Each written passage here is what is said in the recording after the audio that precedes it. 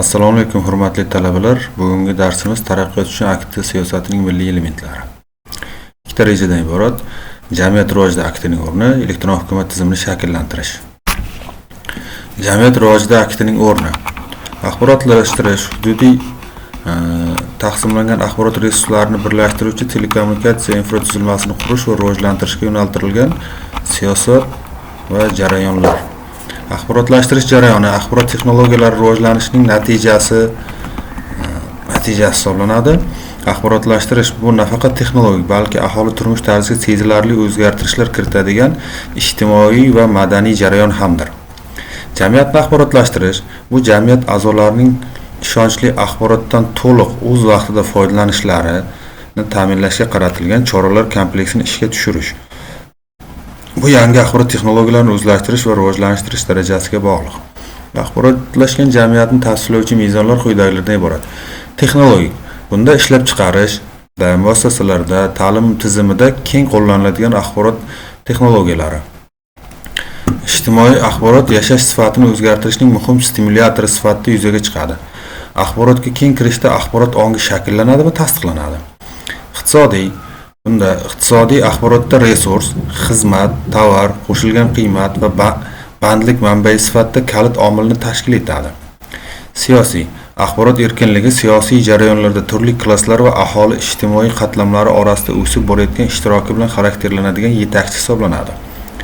Madaniy axborotning madaniy qiymatini alohida individual va butun rivojining manfaati axborot qimmatini tasdiqlash vositasida belgilanadi.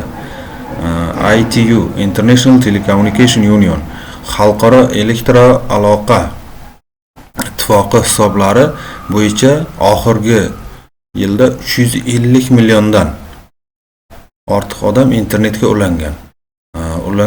Va 2016-yil oxirida butun dunyo aholisining deyarli 53% internetdan foydalangan.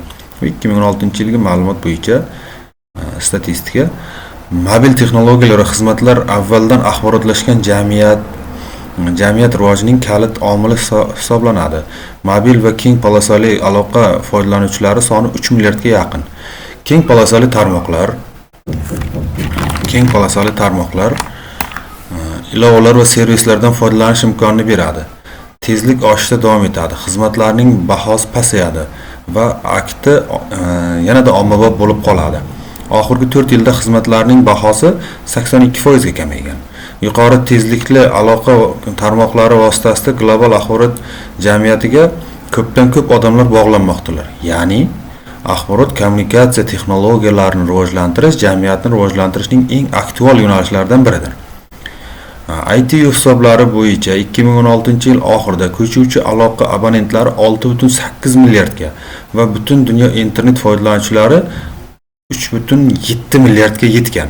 Bunda 6.8 milliardga deganda bitta odamda 2-3 ta sim karta ham bo'lishi mumkin. Bular umumiy sonini hisoblashgan. Elektron hukumat tizimini shakllantirish. Axborot resursi bu axborot tizimlaridagi kutubxonalar, arxivlar, fondlar, ma'lumotlar banki va boshqa axborot tizimlari, hujjatlar va hujjatlar massivi.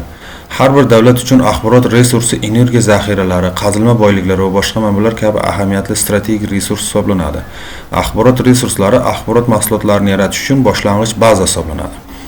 Axborot mahsulotlari insonlarning intellektual faoliyatlari natijasi hisoblanadi va xizmatlar yordamida tarqatiladi. Hozirgi kunda hukumat va uning fuqarosi orasida o'zaro ta'sir axborot kommunikatsiya texnologiyalaridan foydalanilgan holda faol amalga oshib bormoqda. Zamonaviy huquqiy demokratik davlat, fuqaro hukumat, fuqarolik jamiyati va hukumat o'zaro axborot munosabatlari, axborot manfaatlarining balansi va bu balansni me'yorlarda avvalambor axborot qonunlarida mustahkamlashga erishgan. Hukumat va jamiyat alohida fuqaroning o'zaro ta'sirini optimallashtirish uchun hukumat davlat elektron hukumat modelidan foydalaniladi. Elektron hukumatni joriy etish jarayoni 3 bosqichga ajratiladi. Birinchi bosqich ommaviylik. Shu bosqichda akt vositalari kengaytiriladi, tezligi oshiriladi. Hukumat organlarida statistik axborotlariga fuqarolar, tashkilotlar, korxonalar tomonidan kirish osonlashtiriladi. Bu bosqichni amalga oshirish uchun hukumat organlari o'zlarining veb-saytlarini yaratadilar. Bu yerda qonuniy va boshqa me'yoriy huquqiy aktlar, kerakli hujjatlar shakllari, statistik va iqtisodiy ma'lumotlar joylashtiriladi. Ushbu bosqichning asosiy elementi axborotlarni operativ yangilash va yagona oyna orqali kirishni taqdim etuvchi davlatning barcha axborot resurslarini integratsiyalovchi hukumat portalining mavjudligi. Ikkinchisi bu onlayn tranzaksiya. Davlat tuzilishlari dinamik axborotni taklif etadi. Hukumatning elektron nashriyotdan ma'lumotlar bazasi, qonuniy hujjatlashtirilgan saytlar yuzaga keladi. Ikkinchi bosqichda davlat xizmatlari, ko'chmas mulk va yer maydonlarini qayd qilish, soliq deklaratsiyalarini to'ldirish, ruxsat uchun ariza topshirish onlayn rejimda taqdim etiladi.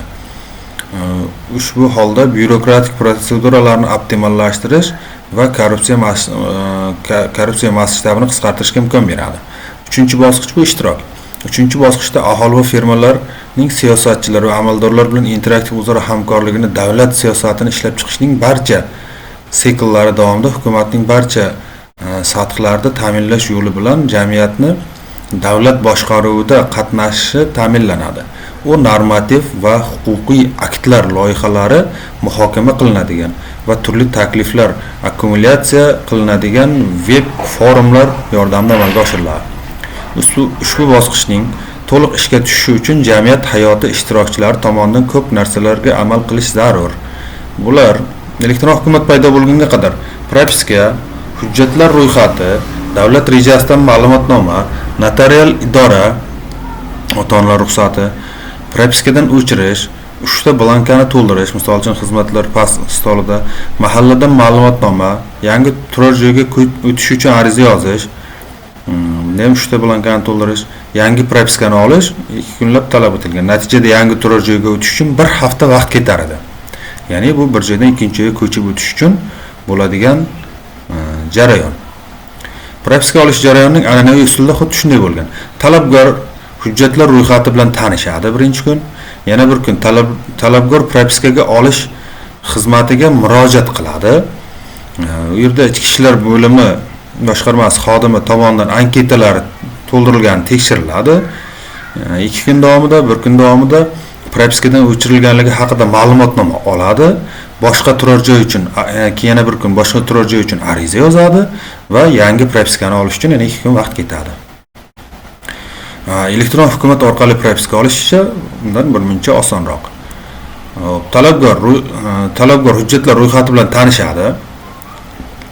Talabgor propiska xizmatiga murojaat qiladi, ya'ni portal orqali. Ichki ishlar bo'limi xodimi anketalarni tekshiradi. Talabdan keyingi jarayon esa talabgorni propiskadan chiqarish haqida ma'lumotnoma olish. Bu o'rtacha 3-4 soatni tashkil qiladigan jarayon bo'lib xizmat qiladi. Hurmatli talabalar, bugungi darsimiz shu bilan tamom. Xayr, salomat bo'linglar keyingi darsga.